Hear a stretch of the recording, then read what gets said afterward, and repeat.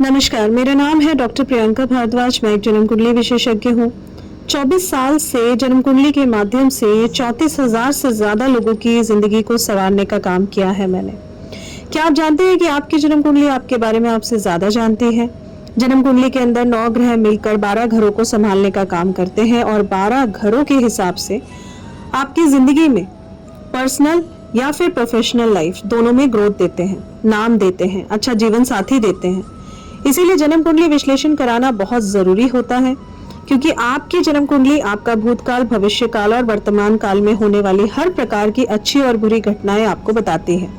और आप अपने ग्रहों के बताए हुए रास्तों पर चलकर ये जान सकते हैं कि आपको कब कौन धोखा देगा, जीवन में आपका साथ कौन देगा, चाहे वो आपकी पर्सनल लाइफ हो या फिर आपकी प्रोफेशनल लाइफ हो। अगर आपने जीवन में सब कुछ करके देख लिया है और फिर भी आपको रास्ता नहीं नजर आ रहा, तो एक बार मुझसे अपना जन्म कुंडली विश्लेषण कराकर जरूर देखिए और मेरे द्वारा बताए हुए उपायों को करके आप डेफिनेटली अपने जीवन में परिवर्तन जरूर देख पाएंगे। जय माता दी। जय माता दी। बड़ों को मेरा चरण स्पर्श और सभी छोटों को मेरा प्यार। मैं डॉक्टर प्रियंका भारद्वाज स्वागत करती हूँ आप सभी का अपने यूट्यूब चैनल पर और आशा करती हूँ कि आप सभी लोग स्वस्थ होंगे और मस्त होंगे।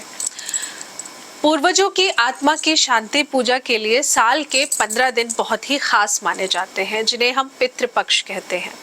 भाद्रपद महीने की पूर्णिमा तिथि से शुरू करके अमावस तक पितृपक्ष रहते हैं।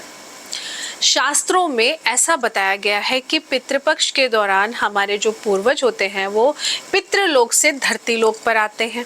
इसीलिए इस दौरान पितरों के निमित्त श्राद्ध करना, तर्पण करना या पिंडदान करने का विधान है।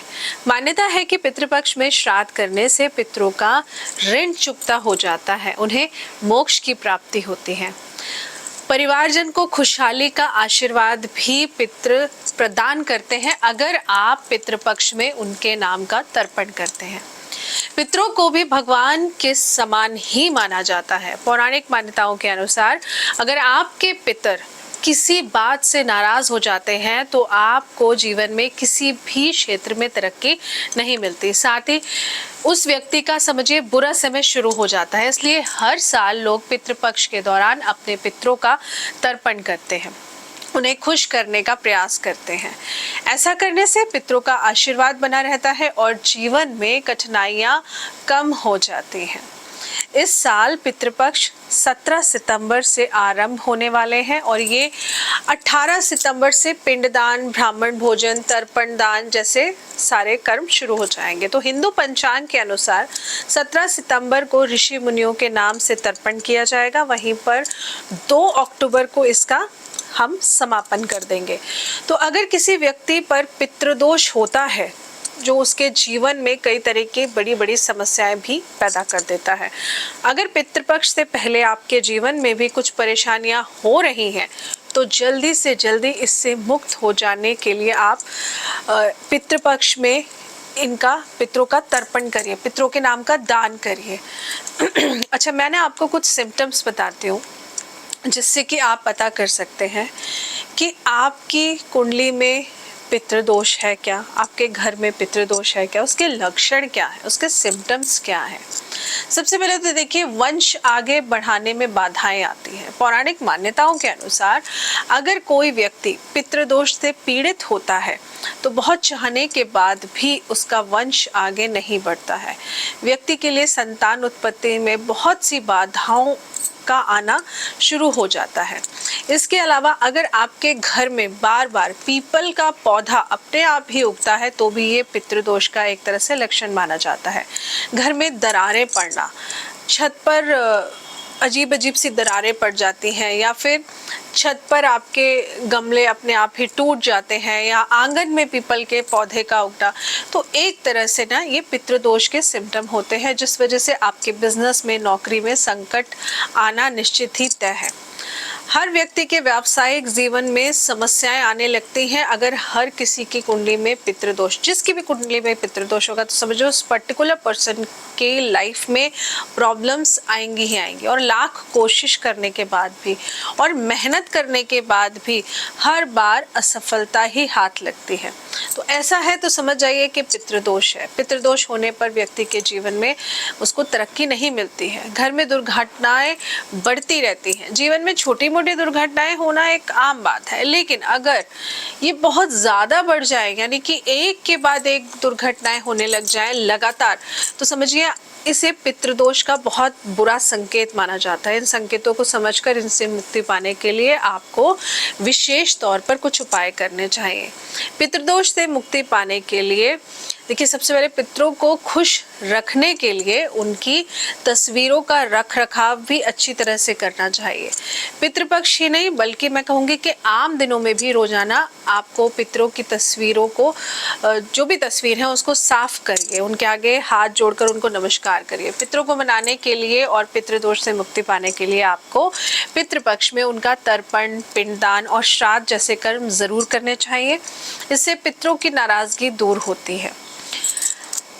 पितृपक्ष में पितरों की शांति के लिए उनके नाम का भोजन जरूर निकालिए। पितरों का आवाहन करके भोजन अलग से निकालकर उन्हें चढ़ा दीजिए। उसके बाद उस भोजन को गाय को खिला दीजिए।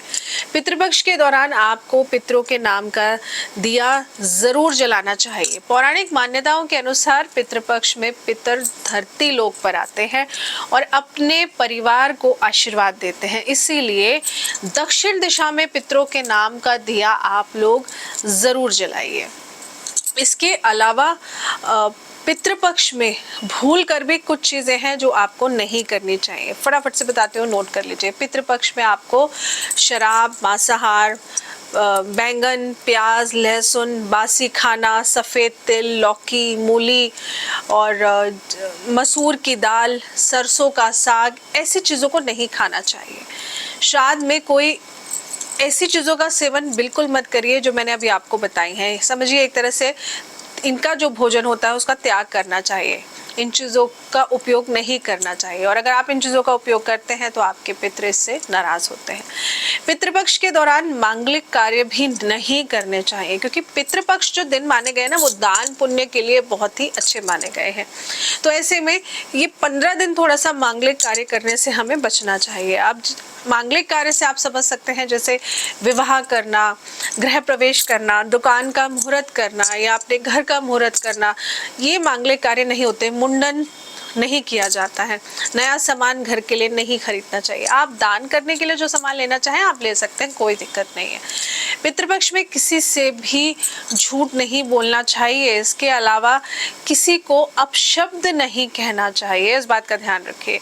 इनफैक्ट पितृपक्ष में जुआ खेलना, सट्टा खेलना, हालांकि ये आदतें तो आपको वैसे भी नहीं लगी होनी चाहिए, लेकिन इस तरीके के कार्य, क्योंकि राहु प्रवृत्ति के कार्य होते हैं, इनसे बचना चाहिए। किसी के साथ छल कपट करना, किसी को धोखा देना, ऐसे कार्य बिल्कुल नहीं करने चाहिए, क्योंकि अगर आप ऐसा करते हैं तो आपके बच्चों की जन्म कुंडली में ये पितृदोष की तरह उत्पन्न हो जाता है।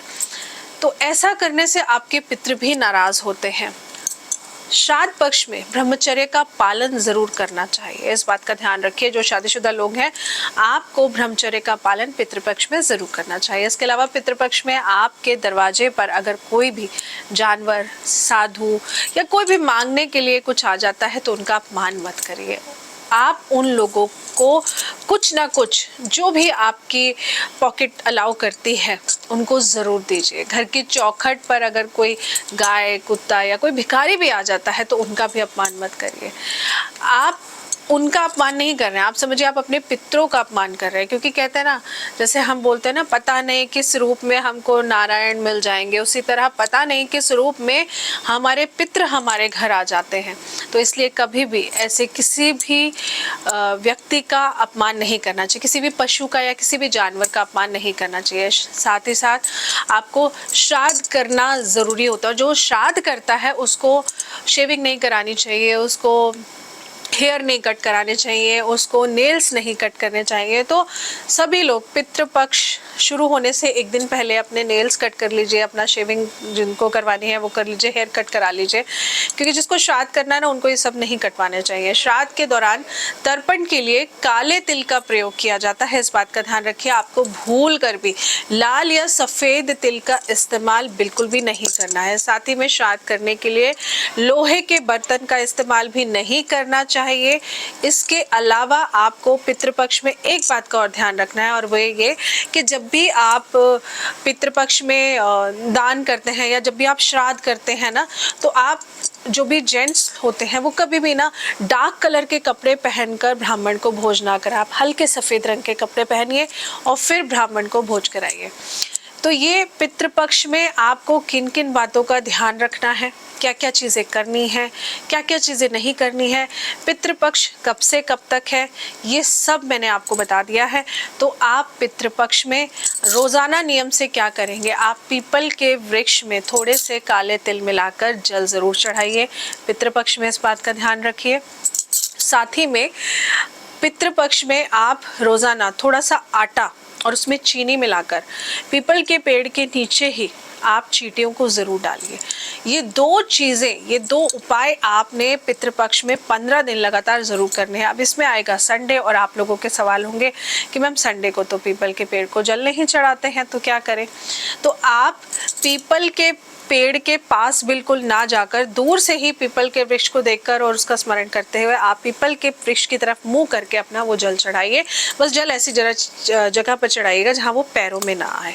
बस तो ये दो उपाय आप करिए और साथ ही में जुड़े रहिए, क्योंकि आपको छोटे छोटे शॉर्ट्स भी मिलेंगे, 1-1 मिनट की वीडियो मिलेंगी जिसमें कि कौन सी तिथि को कौन सा श्राद्ध है, जैसे पहला श्राद्ध कब है और उस दिन क्या खास करना है, दूसरा श्राद्ध कब है उस दिन क्या खास करना है।